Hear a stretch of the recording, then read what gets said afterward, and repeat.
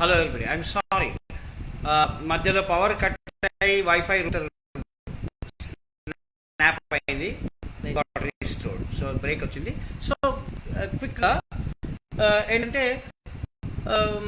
Francis bacon అనే విధంగా అన్నాడు. అట్లనే వాళ్ళకి అనుభవవాదులకి మధ్యలో వచ్చినటువంటి వివాదంలో ఇమాన్యుయల్ కాంట్ అనేటువంటి ఒక జర్మన్ తత్వవేత్త జోక్యం చేసుకొని ఆయన ఇంపార్టెంట్ విషయం ఏం చెప్పాడంటే, very interesting, very very important. అది అంటే సంబంధించిన అవగాహన వికాసం తడలో ఇమాన్యుయల్ అనేటువంటి వ్యక్తి ఒక ఇంపార్టెంట్ రోల్ ప్లే చేశాడు. ఆయన రిజాల్వ్ చేశాడో లేదో చూద్దాం. ఇంపార్టెంట్ ఏమంటాడంటే, శాస్త్రీయమైన జ్ఞానం రూపొందించాలంటే అనుభవాలను మనకు బయట ప్రపంచానికి సంబంధించినటువంటి సమాచారాన్ని మన వద్దకు చేర్చేటువంటి ఇంద్రియాల యొక్క పాత్ర చాలా ఇంపార్టెంట్. అవి లేకపోతే మనకు ముడిసరుకు లేదు, మనకి సమాచారం దొరకదు. అది చాలా important. But at the same time ఇది కేవలం ముడిసరుకు మాత్రమే. దీన్ని చేసేందుకు మన లోపల తర్కబుద్ధి అనేటువంటిది కూడా ఉండాలి. అవును, ఈ తర్కించినది కాదు. అంటే ఈ అనుభవాల ఈ తర్కబుద్ధి కేవలం నిర్మించలేదు. ఇండియా సమాచారం అనేటువంటి ముడిసరుకులు ప్రాసెసింగ్ చేయడానికి తర్కబుద్ధి పనిచేస్తుంది. ముడిసరుకు లేకుంటే ప్రాసెసింగ్ దేన్ని చేస్తుంది? కాబట్టి శూన్యంలోనే తర్కం ద్వారా జ్ఞానాన్ని సృష్టించలేం. ఇంద్రియాల ద్వారా అనుభవాల ద్వారా వచ్చినటువంటి ఎంత శక్తివంతమైందైనా సరే, నీ దగ్గర ఎంత సరే కేవలం గాల్లోనే మ్యాజిక్ చేసి జ్ఞానాన్ని సృష్టించలేవు. సమాచారం ఉండాలి, సేకరించబడిన సమాచారం ఉండాలి. ఇంద్రియాల ద్వారా సేకరించబడిన ఖచ్చితమైన సమాచారం ఉండాలి. సరే, ఇండియాలో లోకల్ సమాచారంలో ఎర్రర్స్ ఉండొచ్చు. ఆ ఎర్రర్స్ ను సరిదిద్దుకోవడానికి అవసరమైన జాగ్రత్త తీసుకుని ఖచ్చితమైన వాస్తవ సమాచారాన్ని సేకరించి దాన్ని ప్రాసెస్ చేయడం బుద్ధి పని. కాబట్టి హేతు బుద్ధి అనేది ప్రాసెస్ చేసేందుకు లేకపోయినా కేవలం ముడి సమాచారం మాత్రమే ఉంటుంది. ముడికే ఫైనల్ ప్రొడక్ట్ కాదు. కాబట్టి ఇంద్రియాలు ఆయన ఏమంటున్నాడు,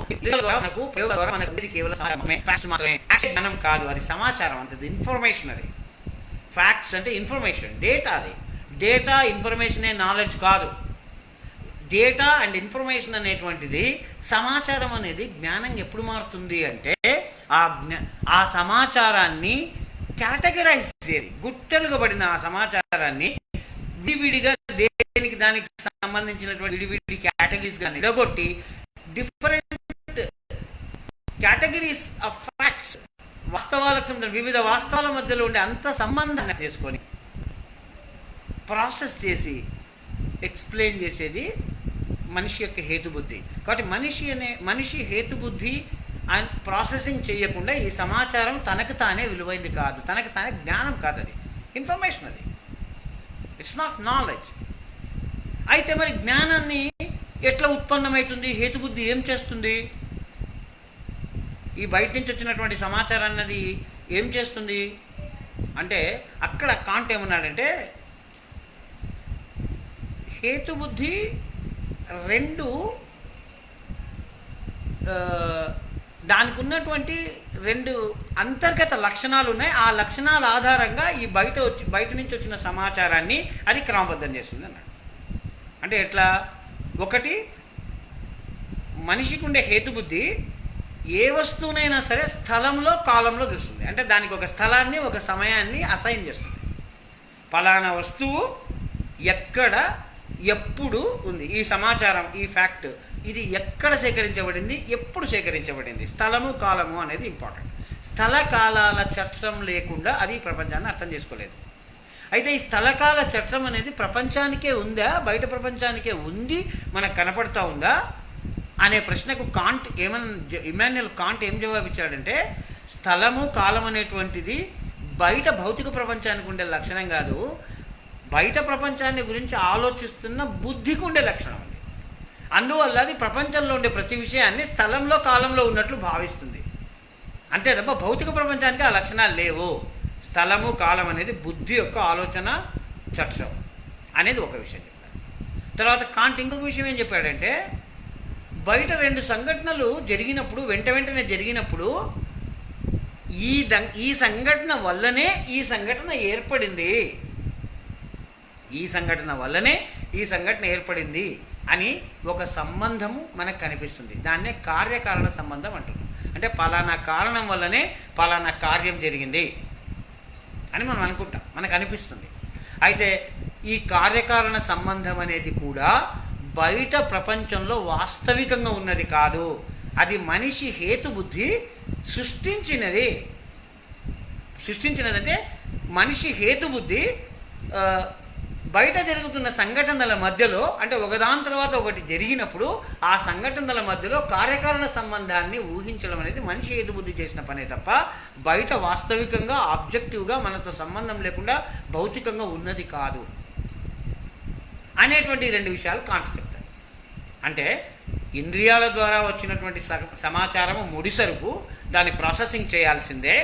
అయితే ఈ ప్రాసెసింగ్ చేసి దాన్ని క్రమబద్ధం చేసి ఒక జ్ఞానంగా మార్చే క్రమంలో మనిషి హేతుబుద్ధి అనివార్యంగా రెండు చట్టాలను ఉపయోగిస్తుంది. ఒకటి ఏంటంటే బయట నుంచి వచ్చిన ఆ సమాచారాన్ని, ఆ వాస్తవాలను స్థల కాలాల చట్రంలో బిగిస్తుంది, ప్లస్ కార్యకారణ సంబంధాల చట్రంలో ఇరికిస్తుంది. స్థల కాలము కార్యకారణాలు అనేటువంటి రెండింటిని ఆపాదించడం ద్వారా హేతుబుద్ధి జ్ఞానాన్ని ఉత్పత్తి చేస్తుంది. ఇదే మనకు తెలుస్తుంది, జ్ఞానంగా ఇదే మనకు తెలుస్తుంది అని చెప్తాడు కాంట్. అంటే హేతువాదులు చెప్తున్న వాటిలో కొన్ని అంశాలు కరెక్టే, అయితే వాళ్ళది కొంత తీవ్రవాదం ఉంది. అనుభవవాదులు చెప్తున్న విషయాల్లో కూడా కొంత కరెక్టే, కానీ వాటిలో తీవ్రవాదం ఉంది. ఈ తీవ్రవాదాలను పరిహరించుకుంటే ఈ రెండింటి మధ్యలో సమన్వయం సాధ్యమవుతుంది అని వాటిని పరిష్కరించడానికి ప్రయత్నం చేశాడు ఆయన.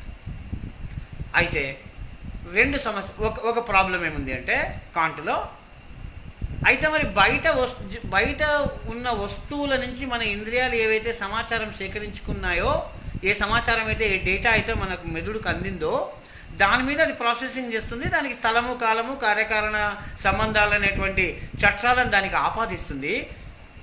ఆపాదించి దాన్నే నాలెడ్జ్ అంటుంది, మనం అదే నాలెడ్జ్ అనుకుంటాం. ఓకే, అయితే బయట ఉన్న వస్తువులు నిజంగా ఎట్లున్నాయి, యాక్చువల్గా ఎట్లున్నాయి అనేటువంటి ప్రశ్న మనం వేసుకున్న ప్రయోజనం లేదు అని కాంట్ అంటాడు. ఎందుకంటే బయట ఉన్న వస్తువులు మన ఇంద్రియాల మీద ఏమి ప్రభావం కలిగిస్తున్నాయో దాని గురించి మాట్లాడడం వల్లనే ఉపయోగం తప్ప, మన ఇంద్రియాల మీద ప్రభావం కలిగించినటువంటి అంశాలు ఏవైనా ఆ వస్తువులో ఉన్నట్లయితే ఉంటే వాటి గురించి మనం ఎప్పటికీ తెలుసుకోలేము. కాబట్టి బయట ఉన్న వస్తువులో మన ఇంద్రియాల మీద కలిగించేటువంటి ప్రభావాలకు మాత్రమే పరిమితం కావాలి మన జ్ఞానం. ఇంద్రియాలకు బయట ఉండే వస్తువులకు సంబంధించిన మన ఇంద్రియాలకు అందని దాని సారం ఏదైతే ఉందో ఆ సారం గురించి మనం ఎప్పటికీ నాలెడ్జ్ సంపాదించలేము అంటాడు. ఇది చాలా ముఖ్యమైనటువంటి విషయం. ఆయన ఇంగ్లీష్లో దీని పదాలు ఏమంటే, ఇంగ్లీష్లో దృగ్విషయం అంటాం. అంటే మనకు కనిపించేది, మనకు వినిపించేది, మన ఇంద్రియాలకు గోచరమయ్యేది, మనకు తెలిసేది, దానికి ఫినామినా అని పేరు.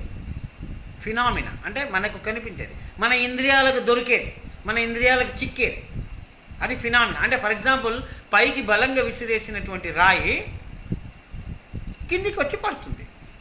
అంటే ఇక్కడ విసిరేసిన దృశ్యం చూస్తాము, పైకి పోయినాక అది కొంత దూరం పోయిన తర్వాత ఒక చోట ఆగిపోయి అక్కడి నుంచి మళ్ళీ కిందికి పడడం మనం చూస్తాము, నేలను తాకడం చూస్తాం. ఇది దృశ్యం. కానీ ఆ పైకి విసిరివేయబడిన రాయి వేగంగా కొంత దూరం పైకి వెళ్ళి ఒక దగ్గర ఆగిపోయి వేగం సున్నా అయి మళ్ళీ తిరిగి భూమి మీదకి ఎందుకు వస్తుందో ఆ కారణం మనకు కనిపించదు. ఆ కారణాన్ని మనం ఊహిస్తామని కాంట్ అంటాడు. కానీ ఆధునిక విజ్ఞాన శాస్త్రం ప్రకారము దానికి కారణం ఏమిటంటే భూమి యొక్క గురుత్వాకర్షణ శక్తి. భూమికే కాదు, ప్రతి పదార్థానికి, ద్రవ్యరాశి ఉన్న ప్రతి పదార్థానికి ఈ గురుత్వాకర్షణ శక్తి ఉంటుంది అని నిరూపించడమే న్యూటన్ చెప్పినటువంటి గురుత్వాకర్షణ సిద్ధాంతం. అంటే రెండు పదార్థాల, ద్రవ్యరాశులు ఉన్నటువంటి రెండు పదార్థాల మధ్యలో ఒకటి ఇంకొక ఆ రెండింటి మధ్యలో ఒక గురుత్వాకర్షణ శక్తి పనిచేస్తుంది. ఆ గురుత్వాకర్షణ శక్తిని మనం ఎట్లా క్యాలిక్యులేట్ చేయొచ్చునో, ఫర్ ఎగ్జాంపుల్ ఆయన ఒక ఈక్వేషన్ కూడా ఇచ్చి ఉన్నాడు మనకు. జీ అంటే క్యాపిటల్ జీ అంటే గురుత్వాకర్షణ శక్తి అంటే ఆ క్యాపిటల్ జీ ఎంత ఉంటుందంటే రెండు పదార్థాలు M1 M2 అంటే మాస్ 1 మాస్ 2, రెండు ద్రవ్యరాశులు కలిగిన రెండు భిన్న పదార్థాల M1 M2 బై d² అంటాడు. ఆ రెండు ద్రవ్యరాశులను ఇంటూ చేసి గుణించి వాటి మధ్య ఉండే దూరం యొక్క వర్గంతో, స్క్వేర్తో భాగించినట్లయితే ఎంత వస్తుందో అది గురుత్వాకర్షణ శక్తి, వాటి మధ్యలో ఉండే గురుత్వాకర్షణ శక్తి అంటాడు ఆయన. అంటే దాన్ని ఎక్స్ప్లెయిన్ చేసింది మోడర్న్ సైన్స్. అయితే కాంట్ ప్రకారము బయట జరుగుతున్నటువంటి సంఘటనల మధ్యలో కార్యకారణ సంబంధం ఊహించవచ్చును, కానీ అది నీ ఊహనే. నిజానికి ఏమి దాని అంతర్గతంగా ఉందో, ఆ వస్తువుల్లో అంతర్గతంగా ఏమి దాగి ఉందో మనం ఎప్పటికీ చెప్పలేము అంటాడు. కనిపించేది మాత్రమే చెప్పగలం, ఫినామినా గురించి మాత్రమే మాట్లాడగలుగుతాము. కానీ మనకు దృష్టికి రాని, మన ఇంద్రియ అనుభవాలకు రాని, మనం ఎప్పటికీ సమాచారం సేకరించలేనటువంటి వస్తువులలోని అంతర్గత విషయాల గురించి మనం ఏం మాట్లాడలేమంటాడు. ఆ వస్తువుల లోపల అంతర్గతంగా ఉన్నటువంటి విషయాలను నామినా అంటాడు ఆయన. ఇది ఫినామినా, అది నామినా. ఈ నామినా గురించి మనం ఎప్పుడు మాట్లాడలేము, దానికి సంబంధించిన జ్ఞానం సంపాదించలేము అంటాడు. అంటే కాంట్ ఒక రకంగా చెప్పాలంటే ఇంద్రియాలకు లేదా పరికరాలకు దొరకనటువంటి విషయాల గురించిన శాస్త్రీయ జ్ఞానం సాధ్యం కాదనే స్టేట్మెంట్ ఇచ్చి ఉన్నాడు. అది చాలా ప్రాబ్లం. సో అనుభవవాదులకు హేతువాదులకు మధ్యలో ఉండేటువంటి ఒక సమస్యను పరిష్కరించే క్రమంలో ఆయన కొంత దూరం వెళ్ళాడు, కానీ ఆయన సైన్స్కు కళ్ళెం వేశాడు అన్నటువంటి విషయాన్ని మనం గమనించాల్సి ఉంటుంది. సో ఈ రెండు విషయాలు మాట్లాడుకున్నాక ఈ క్రమంలో ఈ అనుభవవాదులకు హేతువాదులకు మధ్యలో చాలా చర్చ జరిగింది, చాలా దూరం వెళ్ళారు. రాయ్ భాస్కర్ గురించి, రాయ్ భాస్కర్ దీన్ని ప్రధానంగా ఏ విధంగా మాట్లాడాడో, ఏ విధంగా రిజాల్వ్ చేశాడో నేను చదివి వినిపిస్తాను. ఎందుకంటే టైం లేదు, ఇప్పటికే టైం అయిపోయింది, కొంత సమయం కూడా వృధా అయిపోయింది మధ్యలో టెక్నికల్ ప్రాబ్లమ్స్ వల్ల. నేను రాయ్ భాస్కర్ చేసినటువంటి ఒక ఇంపార్టెంట్ ప్రతిపాదన మీకు చదివి వినిపిస్తాను. Sorry, bear with.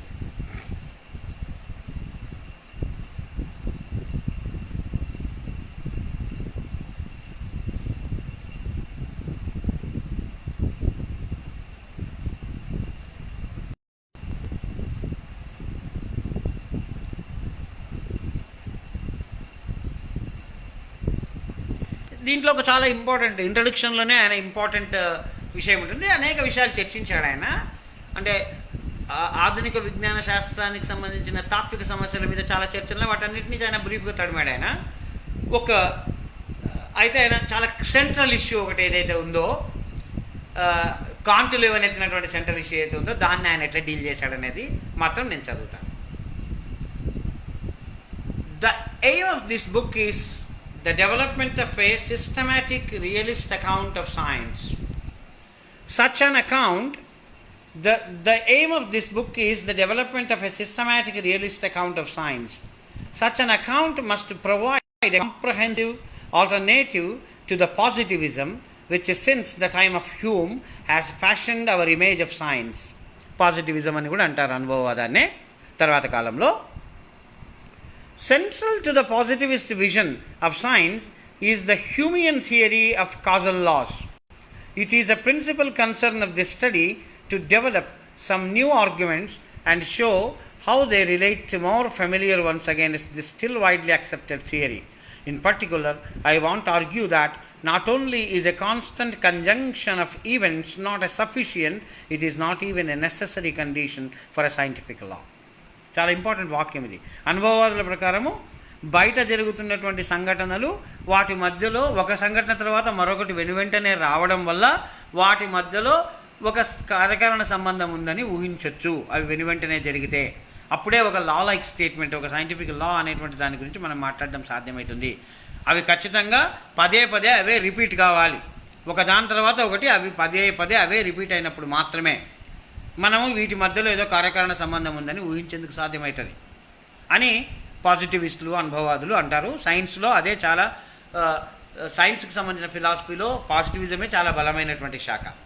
అయితే రాయ్ భాస్కర్ ఏమంటున్నాడంటే ఒకదాని తర్వాత ఒకటి వచ్చి తీరాలి అనేటువంటిది సఫిషియంట్ అని, అది ఉండి తీరడం, అది ఉంటే చాలు, కార్యకారణ సంబంధం ఉన్నట్లే అని ఏదైతే పాజిటివిస్టులు అంటారో అది సఫిషియంటే కాకపోవడమే కాదు, అసలు నెససరీనే కాదు అంటాడు. నెససరీనే కాదు అంటాడు. ప్రకృతిలో నియమాలు ఉన్నాయి అనే విషయాన్ని, లేదా ప్రకృతికి సంబంధించినటువంటి అంతర్గత నిర్మాణాలను అర్థం చేసుకోవడానికి అసలు ఒక సంఘటన తర్వాత ఖచ్చితంగా అనివార్యంగా ఇంకొక సంఘటన జరుగుతుంది, కార్యకారణ సంబంధము వీటి మధ్యలో ఉంది, ఈ రెండు సంఘటనల మధ్యలో ఉంది అంటే ఈ సంఘటన జరిగినప్పుడంతా ఇది జరిగినప్పుడంతా అది జరిగి తీరాలి అన్న ఒక ఆర్గ్యుమెంట్ని రాయ్ భాస్కర్ కంప్లీట్గా తోసిపుచ్చి అసలు సఫిషియంట్ క్లాజ్ కాదు, అసలు నెససరీ కూడా కాదు అది అంటున్నాడు ఆయన. ఎందుకో చూద్దాం.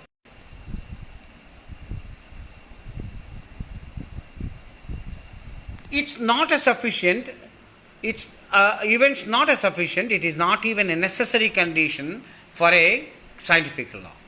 And that is only if we can establish the later that we can provide an adequate rationale for the former. It has often been contended that a constant conjunction of events, అంటే ఒకదాని తర్వాత ఒకటి ప్రతిసారి అవి రెండు కలిసి వచ్చే జంటగా వచ్చే ఈవెంట్స్ని కాన్స్టెంట్ కంజంక్షన్ ఆఫ్ ఈవెంట్స్ అంటాం. అంటే తూర్పున ఎర్రబారిన వెంటనే సూర్యుడు ఉదయించడం, తూర్పు ఎర్రబారడం, సూర్యుడు రావడం అన్న రెండు ఈవెంట్స్ కాన్స్టెంట్ కంజంక్షన్ ఎప్పుడు వస్తుంటాయి. It has often been contended that a constant conjunction of events is insufficient, but it has not so far been systematically argued that it is not necessary. This can, however, be shown by a transcendental argument from the nature of experimental activity. It is a condition of the intelligibility of experimental activity that in an experiment, the experimenter is a causal agent of a sequence of events, but not of the causal law which the sequence of events enable him to identify. For example, ప్రయోగశాలలో ఒక శాస్త్రవేత్త ఒక ప్రయోగం చేస్తాడు. ఏ విధంగా? ఫలానా విధంగా arrangement ఉన్నప్పుడు ఫర్ ఎగ్జాంపుల్ రసాయన శాస్త్రవేత్త రెండు రసాయన పదార్థాలు నేను కలిపితే దీని నుంచి అనివార్యంగా ఈ రకమైన ఫలితం వస్తుంది, లేదా ఫలానా రెండు పదార్థాల మధ్య ఈ రకమైన ఇంటరాక్షన్ జరిగితే దీని నుంచి ఈ రకమైన ఫలితం వస్తుంది అని ఒక భౌతిక శాస్త్రవేత్త కావచ్చు, రసాయన శాస్త్రవేత్త కావచ్చు, వాళ్ళ ప్రయోగశాలలో వాళ్ళు ప్రయోగాలు చేస్తారు.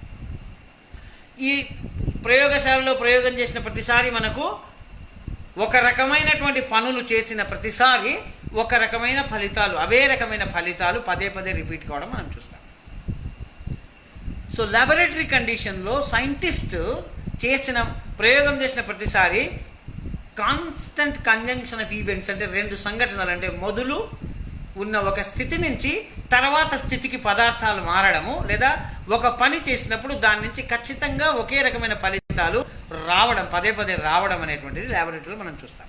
చూసి మనం ఏమంటామంటే ఈ సంఘటన జరిగినందువల్ల, ఈ విషయం జరిగినందువల్ల అది అనివార్యంగా వచ్చి జరుగు తీరుతుంది, ఇది కార్యకారణ సంబంధంని ఎస్టాబ్లిష్ చేసింది అనేటువంటి మాటలు మనం మాట్లాడతాం. అయితే రాయ్ భాస్కర్ ఏమంటున్నాడంటే అది సైంటిస్ట్ యొక్క యాక్టివిటీ వల్ల ఈ సంఘటన తర్వాత ఈ సంఘటన జరిగి తీరుతుంది అక్కడ ల్యాబొరేటరీలో. అంతే తప్ప ల్యాబొరేటరీకి బయట కూడా ఇదే కార్యకారణ సంబంధమే ఒక నియమం రూపంలో పనిచేస్తూ ఉంది అనేటువంటి దానికి రుజువు కాదు అది.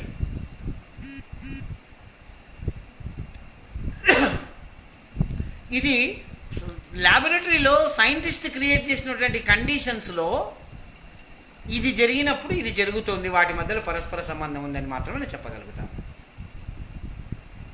తప్ప బయట కాజుల్లా ఆ రకమైన ఆ కార్యకారణ సంబంధాలకు సంబంధించిన ఆ నియమము ప్రకృతిలో ల్యాబొరేటరీకి బయట కూడా అదే లా ఉంది అనేందుకు రుజువుగా మనము ఆ ప్రయోగాన్ని చెప్పేందుకు లేదు. ఆ ప్రయోగము ఆ కార్యకారణ సంబంధాన్ని నిరూపించడం కొరకు రూపొందించబడింది కాబట్టి అది ఆ కార్యకారణ సంబంధాన్ని పదే నిరూపిస్తుంటుంది. ఏది? ఆ రెండు ఘటనల మధ్య, ఆ రెండు సంఘటనల మధ్య ఉండే కార్యకారణ సంబంధాన్ని అది నిరూపిస్తూ ఉంటుంది ఆ ప్రయోగం అని చెప్తాడు.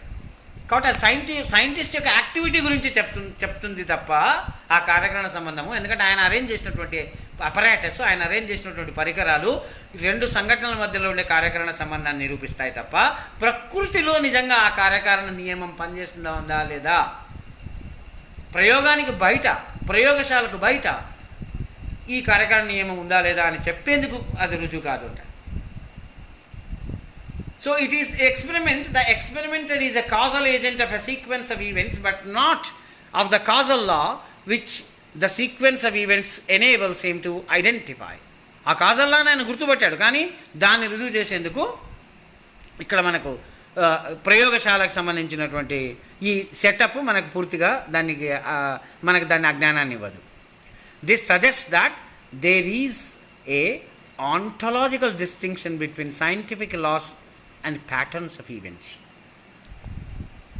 బయట ప్రకృతిలో స్వతసిద్ధంగా మనం అబ్జర్వ్ చేస్తున్నామా లేదా, మనం ప్రయోగం చేస్తున్నామా లేదా అనే దాంతో సంబంధం లేకుండా ప్రకృతిలో స్వతసిద్ధంగా ఉన్నటువంటి నియమాలు లేదా లక్షణాలకు ప్రయోగశాల లోపల జరిగేటువంటి మన ఏర్పాట్లతో, మన కండిషన్స్లో, మన కంట్రోల్డ్ కండిషన్స్లో జరిగే ప్రయోగాలు వాటి ఫలితాలకు మధ్యలో రెండు వాస్తవమే. ప్రయోగాల వల్ల వచ్చేటువంటి ఫలితాల వల్ల ప్రకృతి గురించిన కొంత జ్ఞానం మనకు వచ్చే మాట వాస్తవమే, కానీ అది ఎగ్జాక్ట్ రిప్రజెంటేషన్ కాదు. ప్రకృతిలో యాక్చువల్గా ఉన్నటువంటి వాస్తవాన్ని అది ఎగ్జాక్ట్గా ప్రాతినిధ్యం వహించదు. ఆ రెండింటి మధ్యలో ఆంటలాజికల్ డిస్టింక్షన్ ఉంది. ఇది కూడా వాస్తవమే. ప్రకృతిలో మనం పరిశీలించినప్పుడు ప్రకృతిలో ఉండేవి కూడా వాస్తవాలే. దేన్నైతే కాంట్ న్యూమెనా అన్నాడో మనం సైన్స్లో, మన ప్రయోగశాలలో మనం చూస్తున్నది అది ఫెనామినా, మనం అబ్జర్వ్ చేస్తున్నాం ఫెనామినాను. కంట్రోల్డ్ కండిషన్స్లో నియంత్రితమైన మన నియంత్రణలో ఉన్న పరిస్థితుల్లో మనం పరిశీలిస్తూ ఫలితాలను రికార్డ్ చేస్తున్న సందర్భంలో మనం గమనించింది కూడా వాస్తవమే. ప్రకృతిని మనం గమనించినప్పుడు, ప్రకృతి తనలో తాను ఉన్నప్పుడు అది ఉన్నది కూడా వాస్తవమే. అయితే ఈ రెండు వాస్తవాల మధ్యలో ఆంటలాజికల్ డిస్టింక్షన్ అంటే వాటి వాస్తవిక స్థితిలో కొంత తేడా ఉందనే విషయాన్ని మనం గమనించాలంటున్నాడు. ఏమా తేడా అనేది ఆయన చెప్పబోతున్నాడు.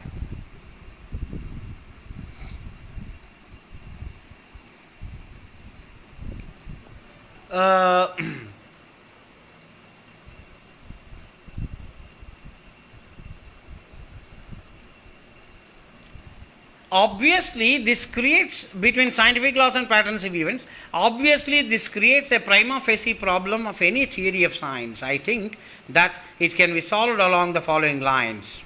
అయితే దీనివల్ల సమస్య తలెత్తుతుంది. ప్రతి సైంటిఫిక్ థియరీకి సమస్య తలెత్తుతుంది. ఎందుకంటే ఈ సైంటిఫిక్ థియరీ, ప్రయోగశాలలో జరిగిన ప్రయోగాల ఆధారంగా మనం రూపొందించిన థియరీ నిజంగా ప్రకృతిలో ఉన్నటువంటి ఏదో ఒక లక్షణాన్ని యాక్చువల్గా ప్రతిబింబిస్తుందా లేదా అనేటువంటి doubt తలెత్తదు.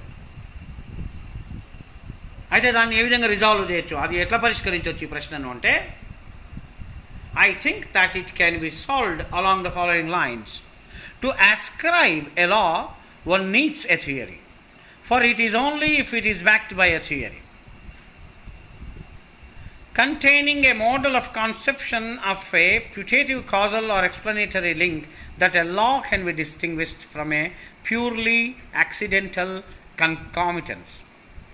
The possibility of saying this clearly depends upon a non-reductionist conception of theory. Now, at the core of theory is a conception or picture of a natural mechanism or structure at work.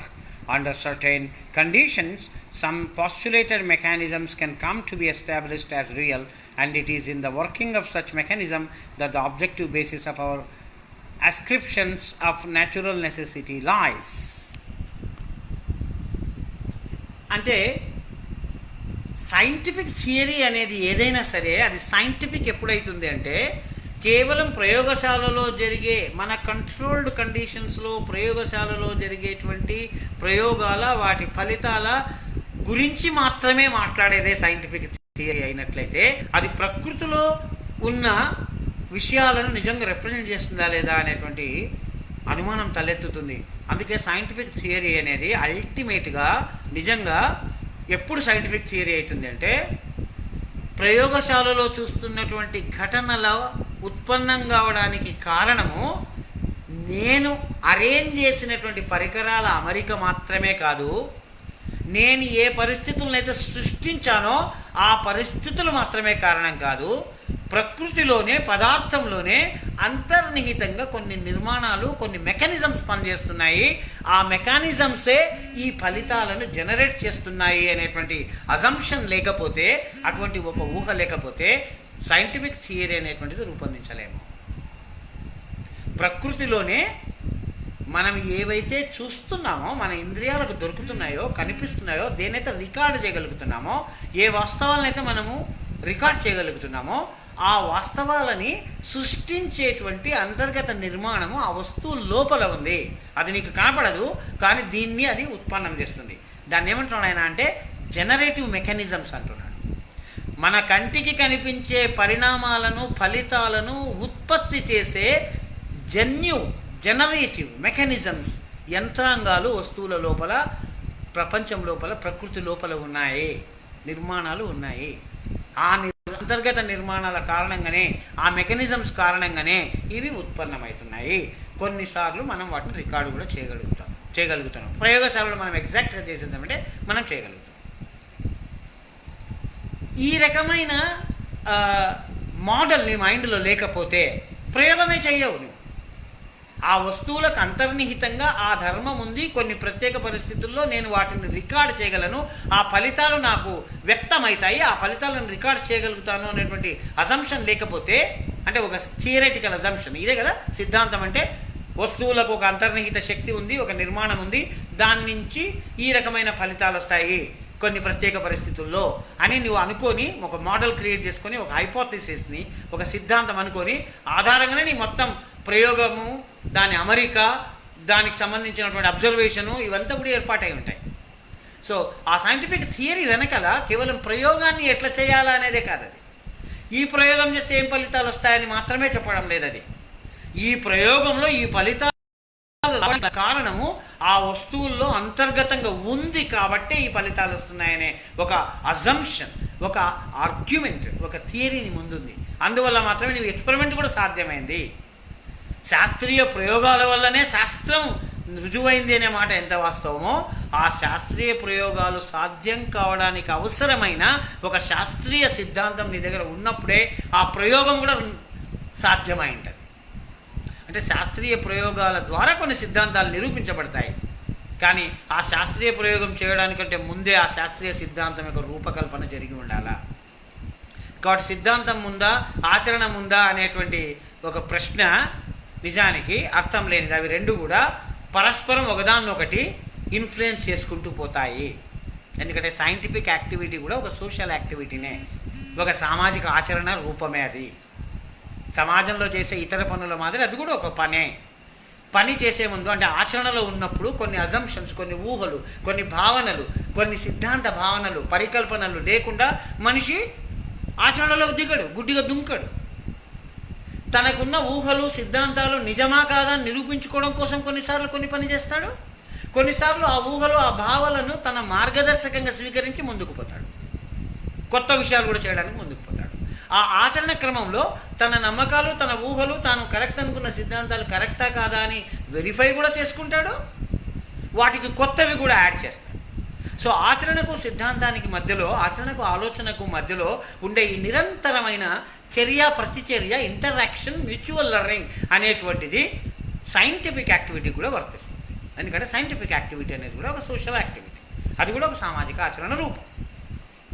ఈ అంశాన్ని మనం దృష్టిలో ఉంచుకుంటాం. అయితే సామాజిక ఆచరణ రూపము నీకు already తెలిసిన విషయాల మీద ఆధారపడి నువ్వు కొత్త వాటిని ట్రై చేయడము, లేదా వాటిని పాత వాటిని కరెక్టా కాదా రుజువు చేసుకోవడానికి ప్రయోగాలు చేయడం, ఇదంతా ఒక పార్శ్వం అయితే నిజానికి నీ ఇష్టాయిష్టాలతో, సైంటిస్ట్ ఇష్టాయిష్టాలతో సంబంధం లేనటువంటి, ప్రకృతికి స్వతసిద్ధంగా ఉన్నటువంటి కొన్ని అంతర్గత నిర్మాణాలు ఏవైతే ఉన్నాయో వాటి గురించి కూడా నీవు హైపోథెసిస్ తీసుకొని, రూపొందించుకొని, ఊహించి ఒక సిద్ధాంతాన్ని, ఒక తర్కబద్ధమైన ఒక సిద్ధాంతాన్ని రూపొందించుకొని దాన్ని నువ్వు ప్రయోగాత్మకంగా రుజువు చేసుకుంటావు, రికార్డ్ చేసుకుంటావు, వెరిఫై చేసుకుంటావు. అది నిజం. అయితే ఇక్కడ ఆయన చెప్పేది, ఇక్కడ టైం అయిపోయింది కాబట్టి నేను ఈ విషయం చెప్పి నేను నాది ముగిస్తాను.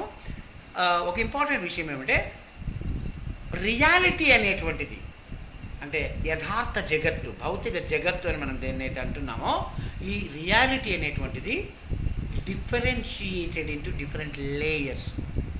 అంటే అది అనేక స్తరాలుగా, అనేక తలాలుగా అది డిఫరెన్షియేట్ అయి ఉంది, అంతర్గతంగా విభజన చెంది ఉంది. అదంతా ఒకే ముద్ద కాదు.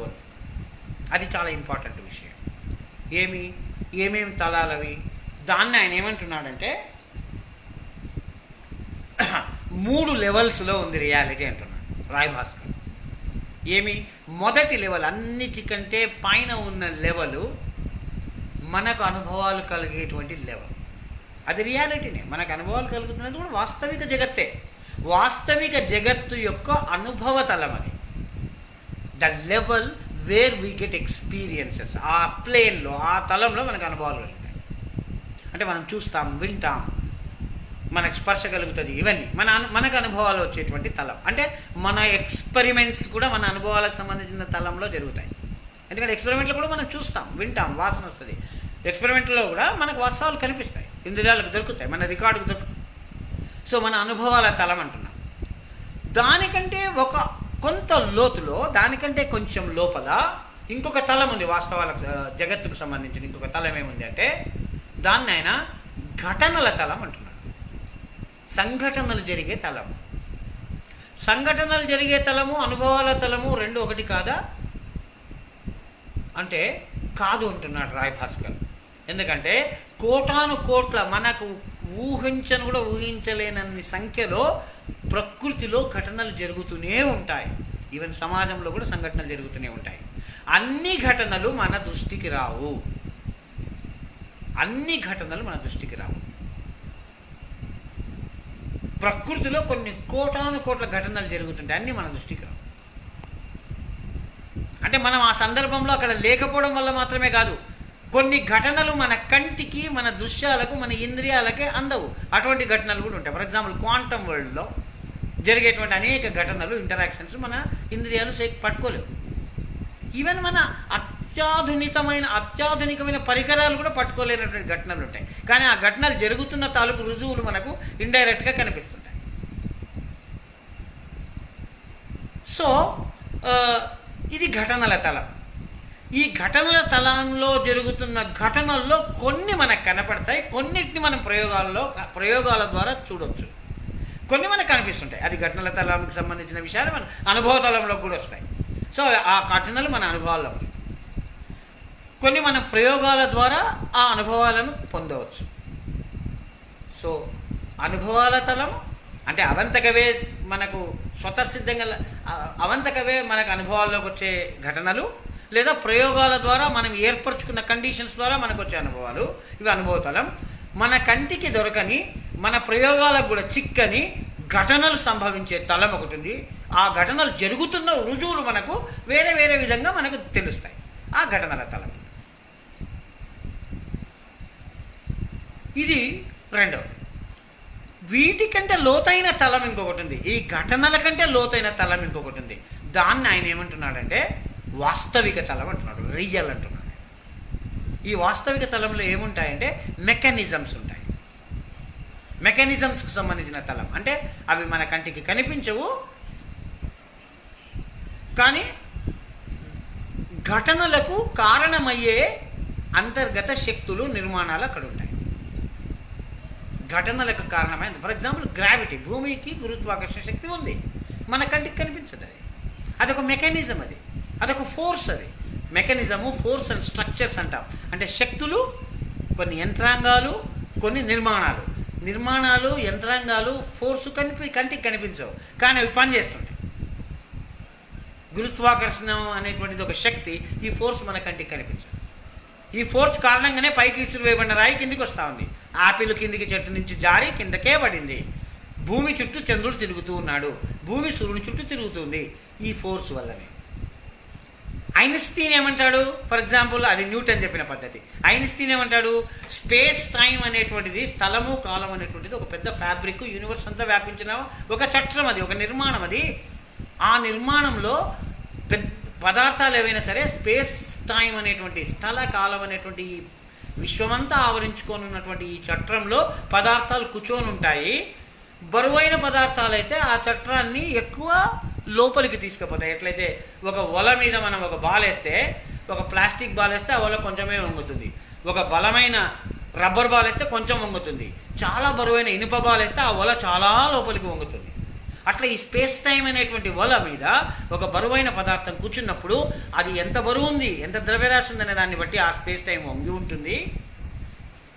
కాబట్టి అది వంగి ఉంటుంది కాబట్టి అక్కడ ఆ పదార్థం చుట్టూ ఉన్నటువంటి స్థలము కాలమే వంగి ఉంటుంది. కాబట్టి దాని దగ్గర ఏదైనా పదార్థాన్ని మనం వదిలితే ఆ స్థలకాలం వంగి ఉంటుంది. కాబట్టి ఆ లోయలో మాదిరి అది లోయలా ఉంటుంది. కాబట్టి అది వేగంగా ఆ బరువైన పదార్థం దగ్గరికి ఆ చిన్న పదార్థం ఉరుకుతుంది. మనకు అది గురుత్వాకర్షణ శక్తి, ఈ పెద్ద పదార్థం ఆ చిన్న పదార్థాన్ని ఆకర్షించినట్టు కనిపిస్తుంది. నిజానికి స్పేస్ టైం స్ట్రక్చర్ వల్ల, స్థలము కాలం యొక్క నిర్మాణం కారణంగా గురుత్వాకర్షణ అనే శక్తి మనకు ఆకర్షణ శక్తిలా కనిపిస్తుంది అని అంటాడు ఐన్స్టైన్. సో ఆయన ప్రకారం అదొక స్ట్రక్చర్, అది కూడా కంటికి కనిపించదు. న్యూటన్ ప్రకారం అదొక శక్తి, అది కూడా కంటికి కనిపించదు.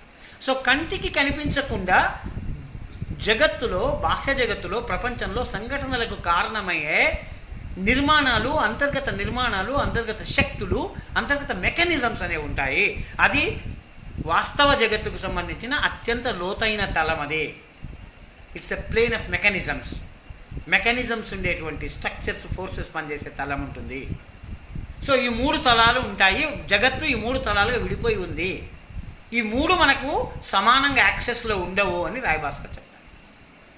దీనికి ఆయన ఏం పేరు పెట్టినాడంటే, అన్నిటికంటే అట్టడుగున లోతులో ఉన్న అంతర్గత నిర్మాణాల, అంతర్గత శక్తుల, అంతర్గత మెకానిజమ్స్ యొక్క అట్టడుగు తలాన్ని, అన్నిటికంటే లోతైన తలాన్ని రియల్ అంటాడు ఆయన. సంఘటనలు జరిగేటువంటివి అవి మన కంటికి దొరకవచ్చు, దొరకకపోవచ్చు, మన ప్రయోగాలకు దొరకవచ్చు, దొరకకపోవచ్చు. కానీ ఘటనలు, ఈ అంతర్గత నిర్మాణాల నుంచి ఉత్పన్నమైనటువంటి, పుట్టుకొచ్చినటువంటి ఘటనలు జరిగే తలం ఏదైతే ఉందో దాన్ని ఆయన యాక్చువల్ అంటున్నాడు. అంటే రియల్ తలంలో ఉన్న మెకానిజమ్స్ ఏవైతే ఉన్నాయో అవి యాక్చువల్ తలంలో ఘటనలకు కారణమవుతాయి. యాక్చువల్ తలం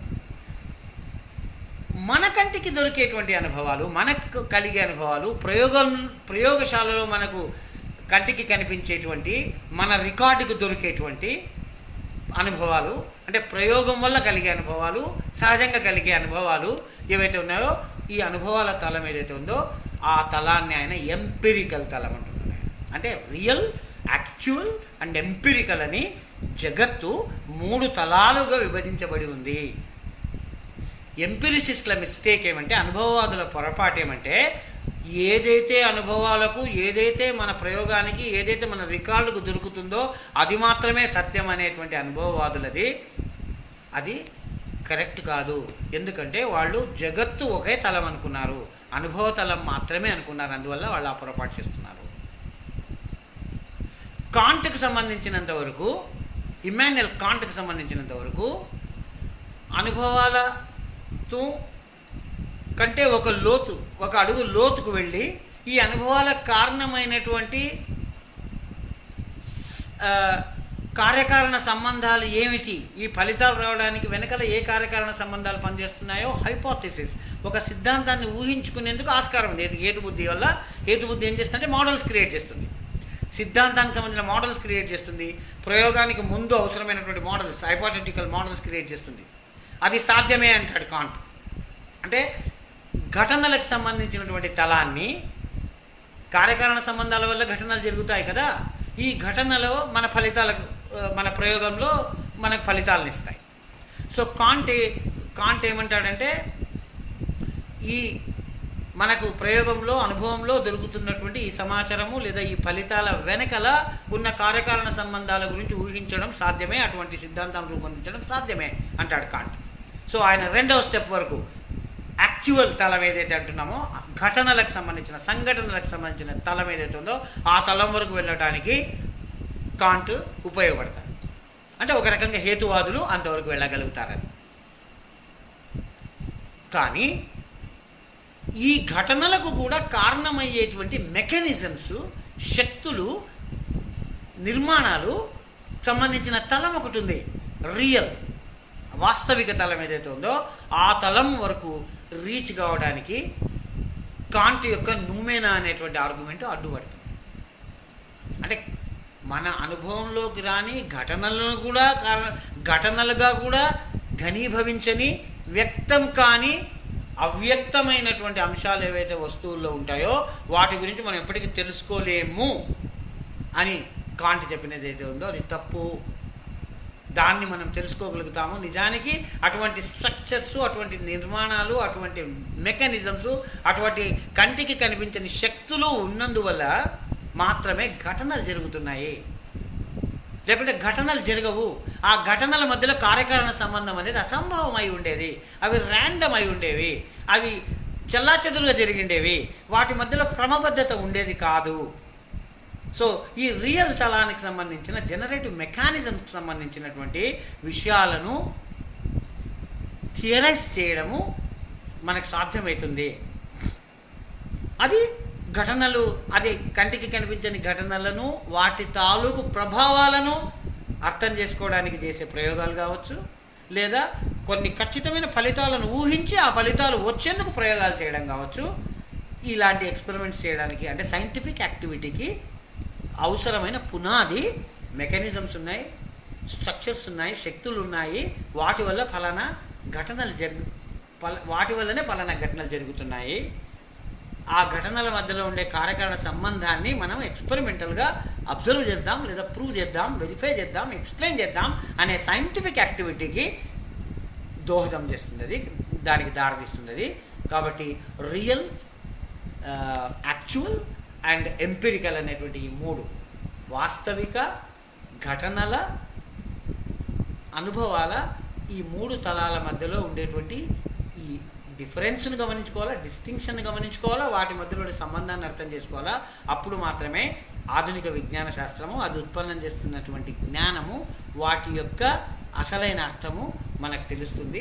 లేకుంటే మనం సైన్స్ని అపార్థం చేసుకుంటామని అంటారు. ఇక్కడ ముగిస్తాను. ఐఎమ్ సారీ, ఇక్కడికే చాలాసేపు అయింది. I need to see what has peoples, ప్రజలు ఏమేమి మాట్లాడారనేది నేను చూస్తాను. చైతన్య పింగళి కాన్స్టెంట్ కంజంక్షన్గా వచ్చే నీటిని మోసే మబ్బులు కురవకముందే వెళ్ళిపోవచ్చు, కురిసే మధ్యలో మూవ్ అవుతూ వెళ్ళిపోవచ్చు, పూర్తిగా కురవచ్చు అనుకోవాలా, లేదా మూడు వేరువేరు కాన్స్టెంట్ కంజంక్షన్స్ అనుకోవచ్చా? నీటిని మోసే మబ్బులు అనివార్యంగా వర్షం కురుస్తాయి అని ఎవరైనా లా లైక్ స్టేట్మెంట్ ఇచ్చినట్లయితే అప్పుడు ఖచ్చితంగా మీరు అన్న అభ్యంతరం లేదు. ఎందుకంటే కరిమబ్బు, నల్లగుండే మబ్బు అనివార్యంగా వర్షం కురుస్తుందని గ్యారంటీ లేదు. అనేక ఇతర కండిషన్స్, ఇతర అంశాలు పనిచేయాల్సి ఉంటుంది. ఇక్కడనే రాయభాస్కర్ చెప్పేది ఏమిటంటే, ఏవైతే అంతర్గత శక్తులు, నిర్మాణాల వల్ల కొన్ని ఘటనలకు కారణమవుతాయని మనం అనుకుంటున్నామో, ఈ అంతర్గత శక్తులు, ఇంటర్నల్ ఫోర్సెస్, జనరేటివ్ మెకానిజమ్స్ అనేటువంటివి టెండెన్సీస్గా వాటిని చూడాలి. వాటిని టెండెన్సీస్గా, ధోరణులుగా చూడాలి మనం తప్ప అనివార్యంగా ఇవి ఈ రకమైన ఘటనకు తీరుతాయని చెప్పకూడదు. ఆ ధోరణులు ఏ రకమైన వాస్తవ రూపం ధరించకుండా కూడా ఉండొచ్చు అవి. అందుకని యాక్చువల్ అన్న పదం వాడాడు ఆయన. యాక్చువల్ అంటే ఏమి? ఒక పొటెన్షియల్, నీ లోపల దాగి ఉన్న ఒక పొటెన్షియల్ వ్యక్తమై, పరిణామం చెంది వ్యక్తమైనప్పుడు అది యాక్చువలైజ్ అయింది అంటాం మనం. అంటే టెండెన్సీగా ఉంటాయి. ప్రకృతిలో ఉండేటువంటి శక్తులు, ప్రకృతి నియమాలు అని మనం ఏవైతే అంటామో, ఆ ప్రకృతి నియమాలు, ప్రకృతి శక్తులు, ప్రకృతి నిర్మాణాలు టెండెన్సీస్. అవి ప్రతిసారి యాక్చువలైజ్ అవుతాయి. అంటే ఘటనలు రూపం ధరిస్తాయని చెప్పేందుకు లేదు. కాబట్టి ఘటనలు రూపం ధరిస్తాయి. ఆ ఘటనలు అనివార్యంగా కార్యకారణ సంబంధాల్లో ఉంటాయి. ఆ కార్యకారణ సంబంధాలు అనివార్యంగా మన ప్రయోగాలకు చిక్కుతాయి అనేటువంటి స్టేట్మెంట్ యాంత్రికమైన స్టేట్మెంట్. అది దాన్ని మరి నేరో స్ట్రైట్ జాకెట్లో బిగించొద్దు అని చెప్తున్నాడు. అందుకే అదే ఆయన అభ్యంతరం. ఇంకా తర్వాత scientific activity, social activity to seaside right. an interesting Chaitanya Chekila garu, hello, an interesting premise of quantum theory is that by the very act of watching, the observer affects the observed reality. ఇది ఒక scientific statement కాదు, ఇది యాక్చువల్గా ఒక coupon అంటే uncertainty ప్రిన్సిపల్ను explain చేస్తూ Heisenberg ఇచ్చినటువంటి ఒక ఎగ్జాంపుల్, ఒక వివరణ అనుకోవచ్చు. దీంట్లో వాస్తవం కూడా ఉంది. ఫర్ ఎగ్జాంపుల్ ఎలక్ట్రాన్ లాంటి ఒక ఫండమెంటల్ పార్టికల్ని ఏకకాలంలో ఖచ్చితంగా అక్యురేట్గా దాని పొజిషన్ను, దాని మొమెంటమ్ను, అంటే దాని ద్రవ్య వేగాన్ని, దాని ఎగ్జాక్ట్గా దాని లొకేషన్ను రెండింటినీ సైమల్టేనియస్గా మనము మెజర్ చేయలేము. దాని పొజిషన్ మనం మొమెంట్ కొల్చడానికి పోయిన వెంటనే దాని మొమెంటం వేగం చేంజ్ అవుతుంది. దాని వేగాన్ని కొలిచినప్పుడు దాని లొకేషన్ ఎక్కడ ఉందో తెలియదు. సో ఇది మన అబ్జర్వేషన్కి సంబంధించిన లిమిటేషన్ కాదు, లేదా మన అపరాటస్ యొక్క లిమిటేషన్, మన పరికరాల యొక్క లిమిటేషన్ కాదు, ప్రకృతి యొక్క లక్షణం ఇది అని అన్సర్టెనిటీ ఉంటుంది. ఇది ప్రకృతి యొక్క లక్షణం ఇది అని అన్సర్టెన్ ప్రిన్సిపల్ చెప్తుంది. ఇంకొకటి దీన్ని రకరకాలుగా ఇంటర్ప్రిట్ చేయొచ్చు ఫిలసాఫికల్గా. ఒక ఫేమస్ ఫిలసాఫికల్ ఇంటర్ప్రిటేషన్ ఏమంటే కోపెన్హాగన్ ఇంటర్ప్రిటేషన్ అంటాం. నీల్స్ బోర్ దీనికి ఆద్యుడు, హెసన్బర్గ్ కూడా ఆ ఇంటర్ప్రిటేషన్లో భాగస్వామి. అబ్జర్వేషన్ ఏదైతే చేస్తున్నాడో ఆ రియాలిటీని అబ్జర్వరే ఇన్ఫ్లుయెన్స్ చేస్తున్నాడు అనేటువంటి ఒక ఇంటర్ప్రిటేషన్ దారితీస్తుంది. That's problematic philosophical interpretation. Nature of reality important విషయం ఏంటంటే అది ఒక టెండెన్సీ మాత్రమే. లాస్ అని మనం ఏదంటున్నాం అవి టెండెన్సీస్ మాత్రమే. అవి అనివార్యంగా ఫలానా ఘటనలకు దారితీస్తాయి అని చెప్పడం మెకానికల్, యాంత్రికం. అట్లాంటి ఘటనలకు దారి తీయకుండా క్వైట్గా కూడా ఉండొచ్చు, నిశ్శబ్దంగా కూడా ఉండొచ్చు. ఆ టెండెన్సీస్ ఘటనలకు దారి తీస్తాయి అని చెప్పండి. ఘటనలకు దారి తీసిన ప్రతిసారి అవి మన అనుభవాలకు అందుతాయని, మన ప్రయోగాలకు దొరుకుతాయని కూడా అనుకోవడానికి లేదు. సో ఎందుకంటే లెవెల్ డిఫరెన్స్ ఉంది. ఫస్ట్ ఫ్లోర్లో జరిగినది అనివార్యంగా సెకండ్ ఫ్లోర్కి వెంటనే వెళ్ళిపోతుందని, సెకండ్ ఫ్లోర్లో ఉన్న థర్డ్ ఫ్లోర్కి ఉందని చెప్పలేము. మధ్యలో మెట్లో, లిఫ్టో ఏది ఎక్కాల, మీడియేషన్ ఉంది. So that's important. So next Shetapatra Manjari. Coping mechanisms can be broadly categorized as active or avoidant. Active coping mechanisms usually involve an awareness of the stressor or conscious attempt to reduce stress. Avoidant coping mechanism, on the other hand, are characterized by ignoring or otherwise avoiding the problem. It is related to what I am saying. Yes, it's somehow because there is a mechanism. Yes, wherever there is mechanism, psychological mechanism, natural, social mechanism. Important విషయం ఏంటంటే మనకు time లేదు, కానీ రాయ్ భాస్కర్ యొక్క reality differentiate అయినటువంటి విషయాలను మనం సామాజిక జగత్తుకు వర్తిస్తే, మానసిక మన మనస్సుకు వర్తింపజేస్తే ఎలాంటి ఇంట్రెస్టింగ్ ఆర్గ్యుమెంట్ వస్తుంది, లేదా ఎటువంటి ఇన్సైట్స్ వస్తాయనేది చాలా ఇంట్రెస్టింగ్. అది ఎప్పుడన్నా దాని గురించి ఆలోచించండి. ఎప్పుడన్నా మా ఫ్యూచర్లో మళ్ళీ ఎప్పుడన్నా అవకాశం దొరికితే ఆ ఆస్పెక్ట్స్ గురించి చర్చిద్దాం. థ్యాంక్ యూ శతపత్ర గారు. అనంత్, రుజువు కన్నా ముందే సిద్ధాంతం తాలూకు నియమం లేదా నియమాలు ప్రకృతిలో దృగ్విషయాల్లో ముందే అంతర్గతంగా ఉంటున్నాయి. ఇఫ్ ఐఎమ్ నాట్ రాంగ్, దీనికి మరింత విన్నాను. సిద్ధాంతం ఉండదు. ప్రయోగానికి ముందే ఆ ప్రయోగము ఎందుకు చేస్తున్నా, నేను ఏమి ఆశించి చేస్తున్నాను, ఏదాన్ని రుజువు చేయడానికి చూస్తున్నాను అనే ఒక థియరిటికల్ అజంప్షన్ ఉంటుంది. అదొక హైపోథెసిస్ లేదా ఒక ప్రపోజల్ రూపంలో ఉంటుంది. ఆ థియరీ కరెక్ట్గా అయితే టెస్ట్ చేయడం కూడా ఉంటుంది, లేదా ఆ థియరీ దేన్నైతే ప్రకృతిలో అంతర్గతంగా పనిచేస్తున్న శక్తిని ఊహిస్తుందో ఆ శక్తి ఉందా లేదా రుజువు చేయడం కూడా కావచ్చు. It may be testing the theory, it may be the testing the mechanism. ఆ సెన్స్లో థియరీ ఉంటుంది ప్రయోగానికంటే ముందే అనేవారు. Next, any questions? Did gravity exist or Newton brought it into existence? Is this a good analogy? Venugopal గారు, Newton coined or Newton formulated gravity అనేటువంటి ఒక natural ఫోర్స్ని ఒక లా రూపంలో ఆయన మొదటిసారి ఫార్ములేట్ చేశాడు. న్యూటన్కి సంబంధం లేకుండా గ్రావిటీ ఉంది, చాలా సందేహమే లేదు. ఎందుకంటే న్యూటన్ కంటే ముందు కాలంలో, కోట్ల సంవత్సరాల ముందు కాలంలో ఎక్కడో ఇండోనేషియాలో పేరిన అగ్నిపర్వతం తాలూకు లావా పైకి ఎగిసి, ఫర్ ఎగ్జాంపుల్ మన దక్కన్ పీఠభూమి, భారతదేశంలో ఆసియా ఖండం అంతా పడింది. ఆ గ్రావిటీ వల్లనే పడింది, న్యూటన్ లేకున్నప్పటికీ పడింది.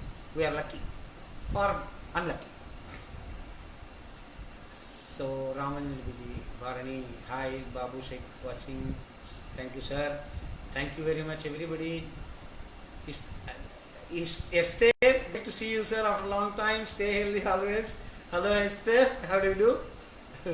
Siddharth Rao.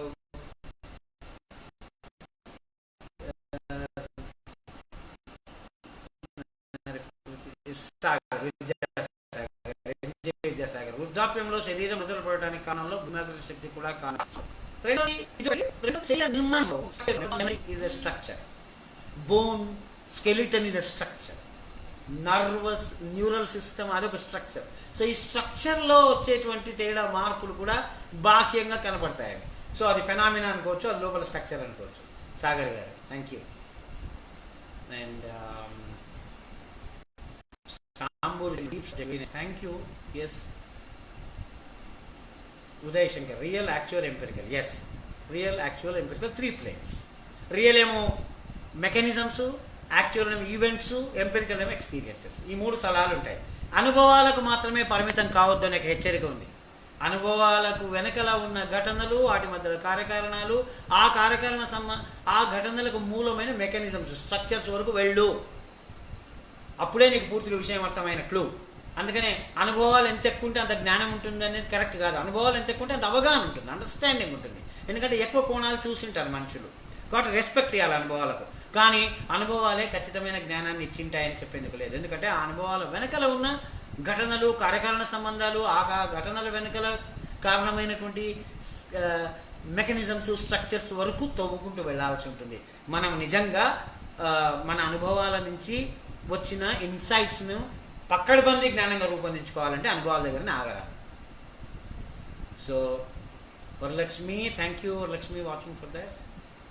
Soumya Sagarika, thank you. Uday Shankar, Sridhar Ragareddy, any questions? Idi okay, Alamur. Structures and strengths are complementary to each other, or strengths are subset to structure. Not strengths, actually forces. In nature we talk about forces. Forces, structures and mechanisms. It is a difficult subject. For example, structure is like a field. ఇంతకుముందు నేను ఐన్స్టీన్కు న్యూటన్కు మధ్యలో example ఇచ్చాను చూడండి. ఆ రకంగా అంటే Einstein, Newton ప్రకారమేమో gravity ఒక force, gravitational force. Einstein ప్రకారము గ్రావిటేషనల్ ఫీల్డ్, గ్రావిటీ అనేది ఒక ఫీల్డ్. ఈ ఫీల్డ్ యొక్క ఎక్స్ప్రెషనే శక్తిగా కనపడుతుంది, గ్రావిటేషనల్ ఫోర్స్గా కనపడుతుంది అంటారు. సో ఫోర్స్, ఫీల్డ్స్ మధ్య ఉండే రిలేషన్ స్ట్రక్చర్స్ అండ్ ఫోర్సెస్ అంటే ఆ రకంగా. Venugopal, thank you sir, deep subject and they spell totally like a master's lecture. Sorry, it doesn't know. I don't know whether it is a compliment or maybe little feedback. Thank you very much. I don't know how to make it much simpler and given the brief time and all that. Thank you. Channakeshwar Reddy Madhuri Adbhutam, happy to listen to you. Thank you. Sriram Murthy garu, ఆస్తికులు గాడ్ని కూడా real తలంలో ఉన్నట్లు చెప్పవచ్చు కదా sir? చెప్పవచ్చు, డెఫినెట్గా చెప్పవచ్చు. అదే వాళ్ళ strength. అందుకనే ఇంద్రియానుభవాలను, ఘటనలను, ఘటన సమర్థుడు, ఇంద్రియాతీత వ్యక్తి అని వాళ్ళు భగవంతుడిని వివరించేటువంటి తాత్వికులు ఉన్నారు కదా, వాళ్ళు కూడా ఏమంటారంటే అనుభవాల తలము ఘటనల తలం కంటే అతీతమైన తలం మాది అంటారు వాళ్ళు. అయితే వాళ్ళు ఎక్కడ దొరికిపోతారంటే రియల్ తలంలో ఉండే ఒక మెకానిజంగా వాళ్ళు గాడుని చెప్పదలుచుకుంటే ఆ రియాలిటీని గాడే సృష్టించినాడని చెప్పేందుకు లేదు. ఆయన రియాలిటీలో పార్ట్ అయిపోతాడు. కాబట్టి ఆయన సైన్స్కు దొరుకుతాడు. ఇప్పుడు కాకుండా రేపైనా దొరుకుతాడు, లేదా ఏదో ఒక ఘటనల్లో దొరుకుతాడు, అనుభవాలకు కూడా దొరుకుతాడు. ప్రయోగం ద్వారా దాన్ని టెస్ట్ చేయడానికి ఆస్కారం ఏర్పడాలి, కనీసం ఒక థియరిటికల్ హైపోథిసిస్కి దొరకాలి. సో ఆ రకంగా ఆస్తికులు దేవుణ్ణి రియల్ తలానికి చెందినవాడని చెప్పడం వల్ల తాత్కాలికంగా అనుభవవాదుల నుంచి లేదా ఘటనావాదుల నుంచి తప్పించుకోవచ్చు, కానీ సైంటిస్టుల నుంచి తప్పించుకోవడం కష్టం. పద్మావతి కొడతారు, ఇంత గొప్ప అనాలిసిస్ ఇంత సింపుల్ వర్డ్స్లో వినడం మొదటిసారి. సింపుల్గా ఉందంటున్నారా? Thank you very much. I'm so afraid and I'm so encouraging these words. Ramanjaneyulu, thank you. Srinivas Bulsu, what about the layer that has determined in the first place the mechanistic laws of reality? I can't really get it. Mechanisms ఉన్నాయి, ఆ mechanisms and structures గురించి scientific laws, scientific theories possible అంటున్నాడు Roy Bhaskar. ఎందుకంటే ఘటనలకు సంబంధించి, అనుభవాలకు సంబంధించి laws కాదు. Laws are basically have to explain structures. Scientific laws అనబడేవి కంటికి కనిపించకుండా రియల్ తలంలో ఉన్న మెకానిజమ్స్ని, స్ట్రక్చర్స్ని, ఫోర్సెస్ని గురించి ఎక్స్ప్లెయిన్ చేయగలగాల, వివరించగలగాల అంటున్నాడు. ఘటనలు వివరించడం కాదు వాటి పని అంటున్నాడు. అది important insight. Korivi I don't know Srinivas whether I really answered your question or not, but this is what I'm getting. Koravi Balakrishna Madhuraj, thank you sir for sharing peculiar subject. Okay, thank you. మా PG రోజు గుర్తొచ్చాయి మంచి classes. Thank you శతమర్థం. మీరు చెప్పిన ఈ 3 తలాలు నేను ఉత్ప్రేరకం పనితీరుతో పోలుస్తూ చెప్పేవాడిని. Effect, cause, reason behind the cause. Good. Yes, that's good example. Interesting. Basit గారు, కరుణాకర్ గారు, thank you. Rammohan sir, I'm exploited the way explain Roy Bhaskar's realism. Yes. సీసుదామడుగు sir could explain little bit about John Locke is liberalism. So that's a political theory madam. John Locke as a political theorist liberalism గురించి రాశాడు. That's altogether a different subject. Maybe we can discuss it sometime later. John Locke as a philosopher of science, John Locke as a epistemologist, నేను ప్రస్తావించినది.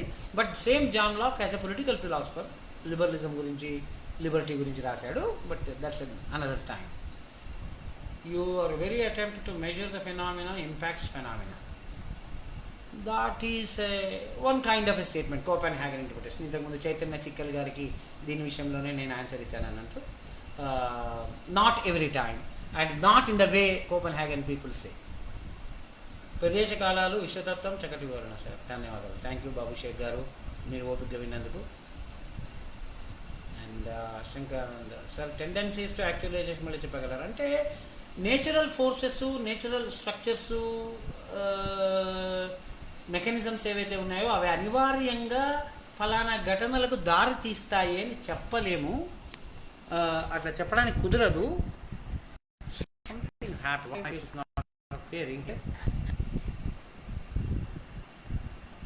Sorry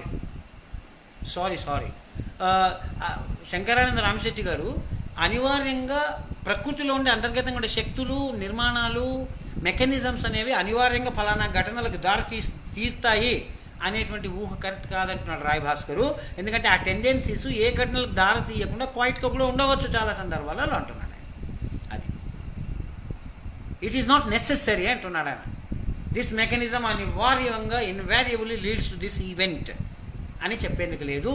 అట్లా దారి తీయకుండా కూడా ఉండొచ్చు. దారి తీసినప్పుడు ఘటనలు జరుగుతాయి. అయితే ఘటనలు జరిగిన ప్రతిసారి అవి మన అనుభవాల్లోకి వస్తాయి, మన ప్రయోగాలకు దొరుకుతాయి, మన ఇంద్రియాల గోచరం అవుతాయని కూడా అనుకోవడానికి వీల్లేదు. ఎందుకంటే అది వేరే తలం, మళ్ళా అనుభవాల తలం. That's what is sir.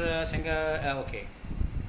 తర్వాత హాయ్ మహమ్మద్ అబ్దుల్ హకీం గారు, దత్త హాయ్, తాడి ప్రకాష్ హాయ్, ప్రకాష్ గారు, ఉదయశంకర్ హాయ్, రాధాకృష్ణన్ గారు. మీ ఉపన్యాసం వింటున్నప్పుడు నాకెందుకో తెలియకుండానే స్థూల సూక్ష్మ కారణ శరీరాలు అనే భారతీయ తర్కం గుర్తుకొచ్చింది. ఎస్, కొన్ని కంపారిజన్స్ ఉన్నాయి.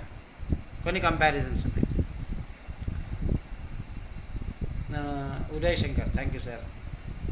మారుతి, హలో మారుతి గారు, థ్యాంక్ యూ. నమస్కారం sir. Shankar Reddy hi, thank you very much. After long time held a great lecture. Thank you almost Soumya గారు. చైతన్య, అయ్యో please continue, don't hear about time. Chaitanya Kumar, is such a pretty space is there for theoretical discussions, I would like attend regularly. Chaitanya Kumar గారు, so happy to see you again after long time and that's a kind comment. Udayamitra, Chennakeshwara Reddy, does gravity transmit through particles or waves? Question from my son. It doesn't need either waves or particles, and people say there are gravitational waves, but they have to be proved again. Yet gravitational waves ఉన్నాయని అంటున్నారు, prove చేయాల్సి ఉంది. అయితే సమస్య ఏంటంటే gravitational waves ఉన్నట్టు కొంత proof కూడా దొరికింది. పార్టికల్స్ అని ఉన్నాయి అని అంటుంది. క్వాంటమ్ థియరీ ఆఫ్ గ్రావిటీ చాలా డీప్ సబ్జెక్ట్ అది. యాక్చువల్గా మీ కొడుకు అడిగిండేది. ఎందుకంటే క్వాంటమ్ మెకానిక్స్ ప్రకృతిలో ఉన్న అన్ని శక్తులను వివరించింది, ఒక గురుత్వాకర్షణ శక్తిని తప్ప, ఒక గ్రావిటీని తప్ప. గ్రావిటీని ఎక్స్ప్లెయిన్ చేయాలంటే, గ్రావిటీని వాడాలంటే ఐన్స్టీన్ రిలేటివిటీ థియరీకి వెళ్ళాల్సిందే మనం. మిగతా అన్ని ఫోర్సెస్ అంటే 4 మేజర్ ఫోర్సెస్ కదా, ఫండమెంటల్ ఫోర్సెస్ కదా మనకు. ఒకటి గ్రావిటేషనల్ ఫోర్సు, రెండవది ఎలక్ట్రోమాగ్నెటిక్ ఫోర్సు, మూడవది వీక్ ఇంటరాక్షన్, నాలుగవది strong interaction, week interaction, electromagnetic. ఈ 3 ఫోర్సులు క్వాంటమ్ మెకానిక్స్ ఎక్స్ప్లెయిన్ చేస్తుంది. కానీ గ్రావిటేషనల్ ఫోర్స్ ఎక్స్ప్లెయిన్ చేయాలంటే ఐన్స్టీన్ దగ్గర వెళ్ళాల్సిందే. ఆధునిక విజ్ఞాన శాస్త్రములు ఎదుర్కొంటున్న ఒక పెద్ద సమస్య ఇది. అంటే ఈ ఒకటే ప్రపంచాన్ని వివరించడానికి 2 ఫండమెంటల్ థియరీస్ అవసరమవుతున్నాయి. ఈ 2 ఫండమెంటల్ థియరీస్ కంపాటబుల్ కాదు. సూక్ష్మ ప్రపంచంలో, సూక్ష్మాతి సూక్ష్మ అంటే పరమాణువు లోపల ఉండే ప్రపంచంలో ఐన్స్టీన్ థియరీ, రిలేటివిటీ థియరీ పనిచేయడం. బయట ఉండే స్థూల జగత్తులో క్వాంటమ్ మెకానిక్స్ పనిచేయడం లేదు, ఎస్పెషల్లీ గ్రావిటీకి సంబంధించిన విషయాల్లో పనిచేయడం లేదు. ఇది ఒక ప్రాబ్లం. గ్రావిటాన్ అనేటువంటి ఒక పార్టికల్ ఉంది. ఆ గ్రావిటాన్ అనేటువంటి పార్టికలే రెండు ద్రవ్యరాశుల మధ్యలో ఎక్స్చేంజ్ అవుతుంది, అదే మనకు గ్రావిటేషనల్ ఫోర్స్గా కనిపిస్తుంది అనే ఒక హైపోథెసిస్ ఉంది. ఈ విషయం మీ కొడుకు చెప్పండి. Thank you. And our scientists come under empirical layer. I don't understand this, Uday. What scientists are doing, their activity is empirical. But scientists also think about possible events. They also think about mechanisms. So scientists కేవలం ఉపరితలం అనుభవాల తలం వరకే ఆగరు. అనుభవాల తలంలో ప్రయోగాలు చేస్తారు. దానివల్ల అనుభవాల తలం కంటే కింద ఉండే ఘటనల తలం గురించి, కార్యకారణ సంబంధాల గురించి తెలుసుకుంటారు. వీటికి కారణమవుతున్నటువంటి మెకానిజమ్స్ గురించి కూడా తెలుసుకుంటారు. So scientist can go all the 3 levels. It Venugopal garu, it was meant as a compliment. Thank you so much. Thank you so much. Thank you. Sunil Kumar Eluri, Ramakrishna Murtha, Sri Sudha Madugu. Thank you, Sudha garu. Ramana Bhargava, quite refreshing amidst the terrible corona confinement. Wish you to continue it as a series, at least till lockdown. Ramana, it's too much. It's part of the series. In fact, we need to be thankful. All of us should be thankful to both Cecil Reddy garu and PP Padala garu who initiated this series. Nice to see you, Ramana. Prachi, how do you do? Srinath, Sumana, Srinivas. Reality layer is the basis for incidental and observational planes. How did the laws are framed in this reality layer, which Roy Bhaskar proposes as the fundamental law? It is not all the laws. What Roy Bhaskar ఏమంటున్నాడంటే loss అంటేనే fundamental level, రియాలిటీకి సంబంధించిన mechanism స్ట్రక్చర్స్ని explain చేసేవి, ఈవెంట్స్ని explain చేసేవి మాత్రమే కాదు, experimental రిజల్ట్స్ని explain చేసేవి మాత్రమే కాదు. ఫర్ ఎగ్జాంపుల్ క్వాంటమ్ మెకానిక్స్లో ఒక స్కూల్ ఆఫ్ థాట్ ఏమంటుందంటే, వాళ్ళు ఎంత దూరం వెళ్తారంటే physics is about explaining the results, it is about the measurements, it is not about reality అనేంత ఎక్స్ట్రీమ్ వాళ్ళు ఉన్నారు. మేము చేసిన ప్రయోగాల్లో వచ్చిన మెజర్మెంట్స్ ఏమిటి, ఆ మెజర్మెంట్స్ గురించి సిద్ధాంతం రూపొందించేదే ఫిజిక్స్ అంటే, యాక్చువల్ ప్రపంచం ఎట్లుందనే దాంతో సంబంధం లేదు ఫిజిక్స్కు అనేంత ఎక్స్ట్రీమిస్టులు ఉన్నారు. ఎందుకంటే we only talk about our measurements, we don't know anything other than that, and we don't have right anything other than that. This is extreme form of empiricism, extreme form of positivism. ఇది positivist school. నీ మాట్లాడగలిగేది మా ప్రయోగంలో వచ్చిన ఫలితాలు, మేము చేసిన measurements, అవి మాత్రమే మాట్లాడతాం, అంతకుమించి వేరే మాట్లాడే రైట్ ఎక్కడుంది మాకు అనే అర్థంలో positivist school. Roy Bhaskar exactly opposite చెప్తున్నాడు. ఆయన ఏమంటున్నాడు, సైంటిఫిక్ లాస్ అనేవి అనుభవాలు, ప్రయోగాల ఫలితాల దగ్గరనే ఆగవు, ఘటనల దగ్గరికి వెళ్తాయి, కార్యకారణ సంబంధాలను ఊహిస్తాయి, ఆ ఘటనలకు కారణమవుతున్న మెకానిజమ్స్ని ఎక్స్ప్లెయిన్ చేస్తాయి. అల్టిమేట్గా సైంటిఫిక్ లాస్ యొక్క పని మెకానిజమ్స్, అండర్లయింగ్ మెకానిజమ్స్, స్ట్రక్చర్స్, ఫోర్సెస్ని వివరించడమే అంటున్నాడు. కర్నారు సీజర్, కరోనా టైమ్స్లో మీ స్పీచ్ ఒక fiesta. Thank you. Ramana, gravitational waves have been recently proved. Yes, I agree. In a landmark experiment using interferometry. If I am correct, you're right. అది అన్నా నేను, అందుకని ఆ మాట. Haritha, Padmashri watching, Sudhakar, still I believe in Noumena. Yes, okay, you are a fan of Kant. I am also a great fan of Kant, Sudhakar. Okay, I think it's already very late. Sorry for bearing with me. నన్ను ఇంతసేపు భరించినందుకు, మధ్య మధ్యలో technical glitches వచ్చినప్పటికీ watch చేసినందుకు thank you very much. If there any questions I can respond, otherwise maybe we will call it a night or call it a day. Thank you very much.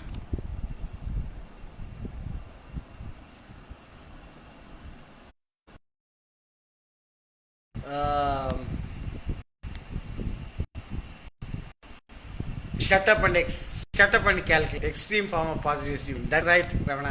That's right. That's what is extreme positivism is. Thank you very much. Good night. And thank you so much for your valuable time.